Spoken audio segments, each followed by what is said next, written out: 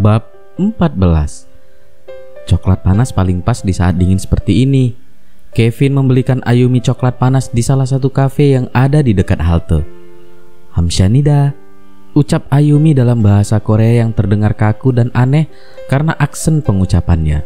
Tapi hal itu sukses membuat Kevin terkejut dan tersenyum bangga.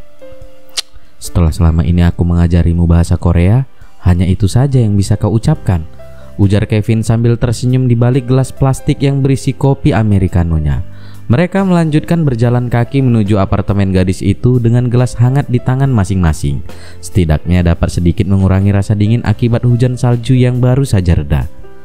Dengan waktu belajar hanya di antara sela-sela waktu senggangku yang sangat terbatas, aku rasa aku lumayan hebat, ucap Ayumi tak mau kalah dengan membanggakan dirinya sendiri.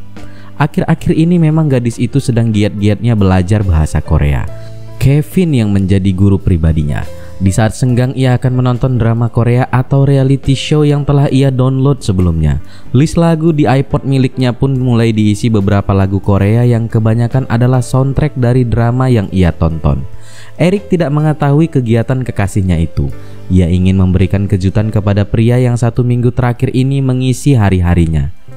Angel, mengenai ibumu, yakinlah dalam hatinya ia akan merasakan penyesalan karena telah meninggalkanmu.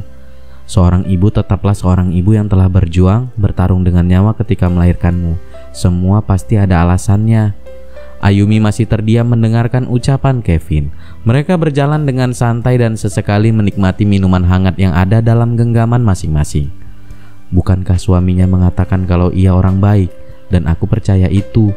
Ia telah membesarkan seorang anak yang bukan darah dagingnya dengan penuh kasih sayang. Dia pasti seorang perempuan yang hebat, terlepas dari ia meninggalkanmu. Semua orang pernah melakukan kesalahan, Angel. Mungkin ia berharap dengan membesarkan anak orang lain, setidaknya di luar sana ada orang lain yang membesarkanmu dengan penuh kasih sayang. Walaupun hal itu tidak bisa menghapus kesalahannya. Tapi Ayumi ingin membantah semua ucapan Kevin. Tapi tidak ada yang keluar dari mulut gadis itu. Saat ini mereka tengah berdiri berhadapan di depan gedung apartemen Ayumi. Aku mengerti, Angel. Kau merasa ini semua tidak adil, benar kan? Ayumi mengangguk sebagai jawaban. Kalau memang ibumu tidak menginginkanmu, ia pasti telah menggugurkan kandungannya. Tapi tidak, ia mempertahankanmu dan memberimu kesempatan melihat dunia ini. Tapi semua sama saja, ia membuangku, Kevin. Semua pasti ada alasannya, Angel. Percayalah, ucap Kevin dengan lembut mencoba menenangkan gadis di hadapannya yang sedang terluka. Dan ia tidak mau gadis itu larut dalam duka dan kebencian yang kembali muncul setelah sebelumnya ia mencoba berdamai dengan kenyataan masa lalunya. Angel, selama ini kau larut dalam kekecewaan dan amarah terhadap ibumu. Dan aku paham itu. Tapi sekarang sudah saatnya kau berbahagia. Sudah saatnya kau berdamai dengan masa lalumu dan memaafkan ibumu. Semua sudah terjadi. Aku yakin ibumu telah menerima hukumannya sendiri. Ucapan terakhir Kevin itu membuat Ayumi tersentak dan menatap pria dengan mata coklat itu dengan sorot mata tak percaya. Iya, Angel, percayalah, dengan tidak bisa memeluk dan mencium putri secantik dirimu yang telah ia lahirkan dengan bertaruh nyawa, itu adalah hukuman terberat yang harus dijalani ibumu sepanjang hidupnya. Ucap Kevin dengan lembut membuat Ayumi menunduk dan memainkan salju-salju di atas trotoar dengan ujung sepatunya. Maafkan ibumu, beri sedikit kesempatan untuk jiwamu merasa damai dengan terbebas dari rasa kecewa dan amarah. Bukankah ada ayah dan adikmu yang menyayangimu? Jangan lupakan ada aku dan juga John yang selalu ada untukmu. Dan tentu saja pria itu, Eric, ucap Ayumi sambil tersenyum menatap Kevin yang memutar bola matanya. Ia tak pernah mau menyebut nama pria yang telah menjadi kekasih Ayumi selama 1 minggu terakhir ini. Iya, dia, pria yang katanya mencintaimu itu. Kevin kembali memutar bola matanya yang membuat Ayumi tertawa. Itulah kelebihan Kevin. Dia bisa membuat Ayumi tertawa sekaligus memberinya nasihat tanpa menggurui. Memberitahu kalau yang ia lakukan salah tanpa harus menyalahkan. Memberi jalan keluar yang diperlukan gadis itu di saat ia terjepit. Menjadi seorang pendengar yang baik ketika ia memerlukan tempat untuk mengeluarkan semua unek-uneknya. Itulah mengapa Ayumi merasa nyaman untuk menceritakan segala sesuatunya kepada pria dengan tinggi 190 cm itu. Berbahagialah, Angel. Kamu memiliki hak untuk itu. Dan yakinlah kamu tak sendiri. Banyak orang yang menyayangimu. Jadi Berbahagialah karena itu doa yang selalu dipanjatkan ibumu untukmu setiap hari dalam setiap hembusan napasnya. Yakinlah itu, ucap Kevin sambil mengelus kepala Ayumi dengan penuh kasih sayang.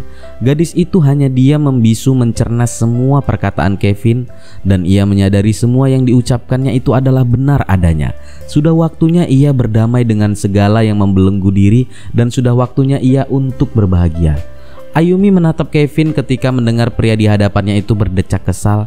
Matanya menatap ke belakang tubuh gadis itu. Dia pikir dengan memandangku dengan tatapan seperti itu akan membuatku takut, ujar Kevin sambil terus menatap ke arah belakang Ayumi yang kini memutar kepalanya untuk melihat objek yang telah membuat Kevin sedikit kesal.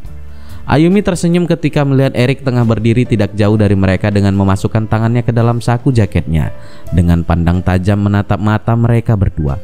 Seandainya pria itu bukan Kevin, pasti mereka akan merasa terintimidasi oleh tatapan dingin milik pria tampan itu. Seperti halnya yang selalu ia lakukan setiap hari ketika ia harus mengusir para pria yang berusaha mendekati atau hanya sekedar menatap Ayumi. Erik termasuk pria yang sangat posesif. Ia tak akan membiarkan pria manapun berada dekat dengan kekasihnya. Tapi hal itu tidak berlaku bagi Kevin yang berani menantang Erik, bahkan dengan sengaja mengajak gadis itu keluar. Seperti halnya hari ini. Di saat Ayumi libur kuliah, maka dengan sengaja sepulang kerja di kafe, Kevin menculiknya seharian, yang membuat Erik uring-uringan karena ia sendiri harus menjalankan kewajibannya sebagai dosen. Kenapa kau harus pergi dengan pria kurang ajar itu? Namanya Kevin, bukan pria kurang ajar, dan aku pergi dengannya karena hari ini hari liburku. Kenapa kau tidak pergi denganku? Karena kau harus pergi mengajar. Erik mengacak-ngacak rambutnya merasa putus asa. Dia menjatuhkan tubuhnya di atas sofa kuning berada di apartemen Ayumi. Kau tahu Ayumi, aku tak menyukai pria itu. Tidak usah khawatir, dia juga tidak menyukaimu, ucap Ayumi santai sambil membuatkan teh hangat untuk kekasihnya itu. Bagaimana bisa dia tidak menyukaiku? Tanya Erik sambil meniup teh panasnya. Alasan yang sama dengan kau yang tidak menyukainya. Karena mencintaimu. Perkataan Erik itu sukses membuat Ayumi tersedak. Ia berjalan ke dapur untuk minum sambil terbatuk-batuk.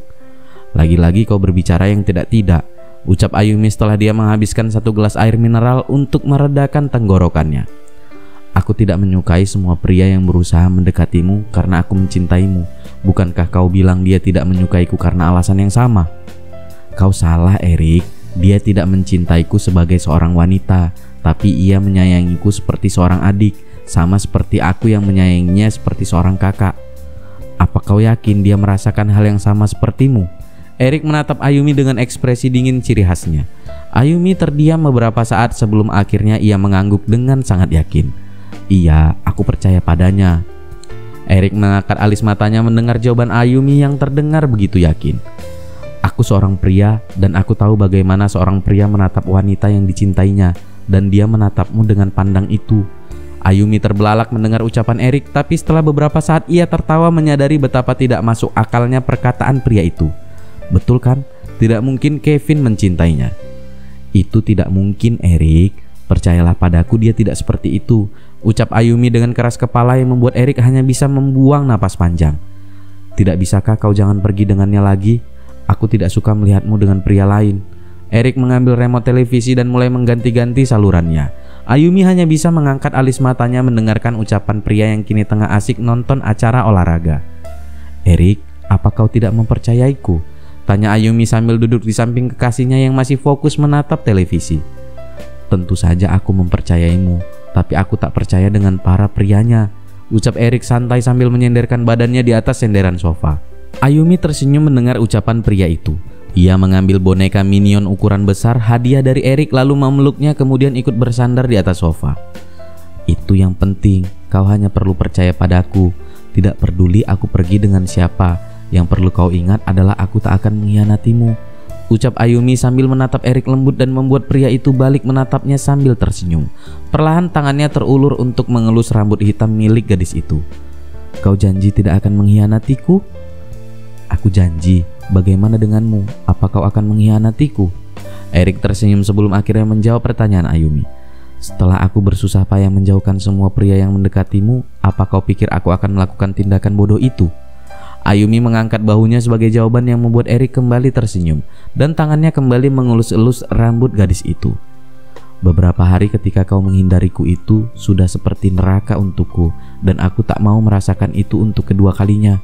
Aku tak akan melakukan hal bodoh seperti itu lagi. Aku tak akan meninggalkanmu apalagi mengkhianatimu, walau apapun yang terjadi, ucap Erik.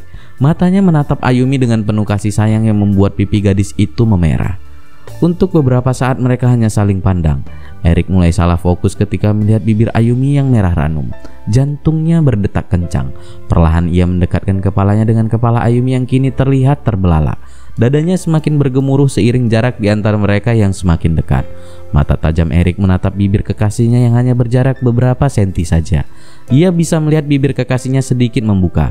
Tanpa dikomando, mata Erik mulai terpejam ketika bibirnya hanya berjarak satu hembusan napas saja. Aku harus siap-siap ke rumah sakit, seru Ayumi sambil berjalan cepat menuju kamarnya dengan jantung berlalu tak karuan. Meninggalkan Erik yang masih terdiam dengan posisi badannya condong ke arah di mana Ayumi tadi berada. Erik mulai membuka matanya sambil membuang napas berat, dan di hadapannya hanya ada boneka minion yang tadi dilemparkan Ayumi. Sambil tersenyum putus asa, ia mengambil boneka kuning itu lalu memeluknya erat sambil menyuruhkan kepalanya ke dalam boneka itu. Ya Tuhan, aku sudah gila, bisik Erik dengan suara teredam di dalam boneka.